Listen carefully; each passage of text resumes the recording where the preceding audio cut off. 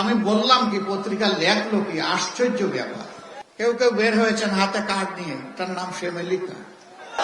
কোন মামু খালুকে ছাড় দিয়ে কথা বলবো না। কেউ কেউ প্রথম দিকে না ভোটের পক্ষে ক্যাম্পেইন করেছেন, জনগণের উত্তাল তরঙ্গ দেখতে পেয়েছে। জনগণ পুরানা পচা রাজনীতি আর চায় না। গতকালকে আমি একটা বক্তব্য রেখেছিলাম যে বাংলাদেশে মুক্তিযুদ্ধটা শুরু হয়েছিল কিভাবে, সেনাবাহিনীর দ্বারা। আমি বললাম কি, পত্রিকা লেখলো কি, আশ্চর্য ব্যাপার। আমি বুঝতে পারছি আমাদেরকে নিয়ে তারা খুব মজা পায়। আমি বলি একটা, তারা ইচ্ছা করে লেখে আরেকটা। প্রতিবাদ দেওয়া হয়েছে এই ছোট্ট করে ছাপ দিই, ততক্ষণে চরিত্র হননের কাজটা শেষ হয়ে যায়। আমরা অবাক, কেন? মিডিয়া তো জাতির দর্পণ, তবে এটাও ঠিক, সব মিডিয়া এটা করে না। এই দুই একজন সমাজটাকে অস্থির করার জন্য, অশান্তিতে ফেলার জন্য দুই একজনই যথেষ্ট। তাদের সকলের প্রতি আমার বিনয়ী অনুরোধ, যা বলবো আপনার পছন্দ হয় ওইটাই প্রকাশ করবেন, প্রচার করবেন। যা বলবো না, আপনার মনের মাধুরী আর কল্পনা স্বপ্ন মিশিয়ে আমার কথা আপনি প্রচার করবেন না। যদি এটা করেন আমার উপরে জুলুম হবে। আমার কথা পছন্দ হয় না, আপনি ফেলে দেন, কিছুই প্রচার করিয়েন না। কিন্তু প্রচার করতে হলে আমার কথাটা হুবহু আমার মতো করে প্রচার করতে হবে। অনেক টাকা আছে আমাদের। এই যে চুরেরা চুরি করে বাংলাদেশ থেকে 28 লক্ষ কোটি টাকা বিদেশে পাচার করেছে, আল্লাহ যেন তৌফিক দেন ওদের পেটের ভিতরে হাত ঢুকিয়ে সেই টাকা যেন নিয়ে আসতে পারি।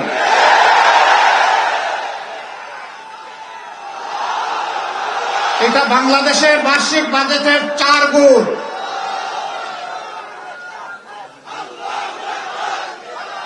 ওই বাজেট আমরা ফিরিয়ে আনার জন্য জান প্রাণ দিয়ে চেষ্টা করবো ইনশাআল্লাহ। কোন মামু খালুকে ছাড় দিয়ে কথা বলবো না। দেশের টাকা চুরি করে বিদেশে গিয়ে রাজার হালতে বসবাস করবেন, আমরা ঘুম হারাম করে দেব। ওদের শুধু সম্পদ নয়, এই চুরদেরকে দেশেও ফিরিয়ে আনা হবে ইনশাআল্লাহ। এনে তাদেরকে বিচারের মুখোমুখি করা হবে। আশ্চর্য, এই জাতি একটা মুরগি চুরি করেছে, একটা ছাগল চুরি করেছে, এরে ধরে পিঠায় মেরেও ফেলে অনেক সময়।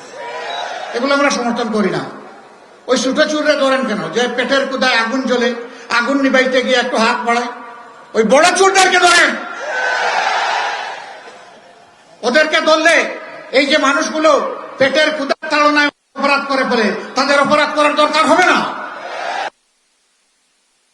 তারাও দেশের জন্য কাজ করবে।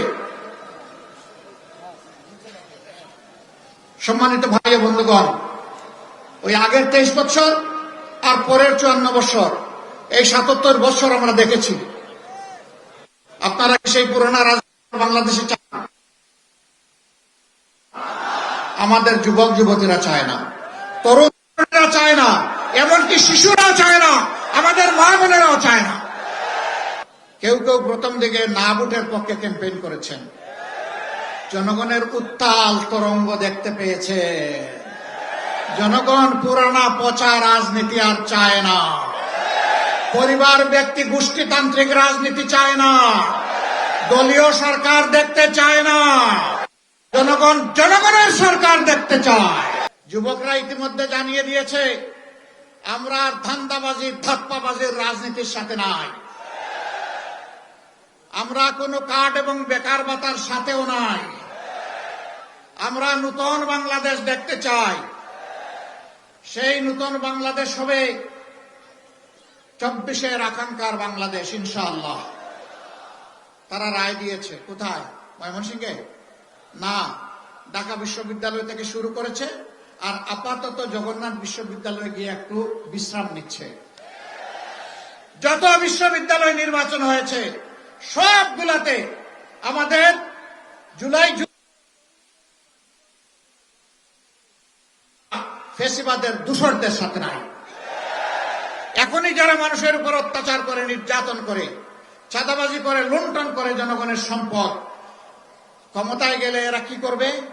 সারা বাংলাদেশকে কামড় দিয়ে খেয়ে ফেলবে। মা বোনদের ইজ্জতের ধার ধারবে না। আপনারা দেখেছেন এদের নেতারা এখন এই হুঙ্কার দিয়ে বলে, যদি কেউ নেকাব হিজাব করে আসে, খুলে ফেলবা, বলে যে কাপড় খুলে নিবা। এরা কি মায়ের সন্তান না? এরা মায়ের ঘর থেকে জন্ম নেয় নাই? এরকম আচরণ যারা করবে এদেরকে মানুষ বলা যায়? আমি তার প্রতিবাদ করি, এখন আমার পিছনে লেগে গেছে। তোমাদের ওই সমস্ত লাগালাগির কোনো পরোয়াই করি না।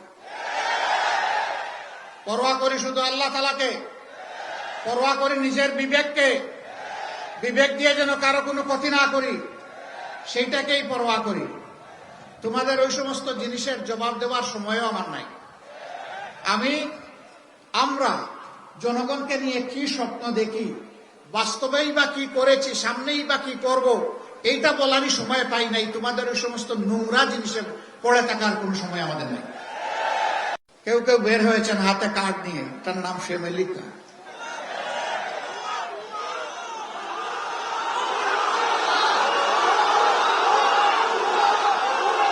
আমাদের সরল মনা কৃষকদেরকে ধোঁকা দিয়ে আরেকটা কার্ডের কথা বলছেন, ফার্মার্স কার্ড। এই যারা ফার্মার্স কার্ডের কথা বলছেন, তাদের কোন এক শাসনামলে কৃষকরা ন্যায্য দামে সার চেয়েছিল, সার পায় নাই, গুলি পেয়েছিল। জনগণ সবাইকে চিনে। আমাদের এই পুড় খাওয়া জনগণকে কেউ যেন বেওকুফ এবং বোকা না ভাবেন।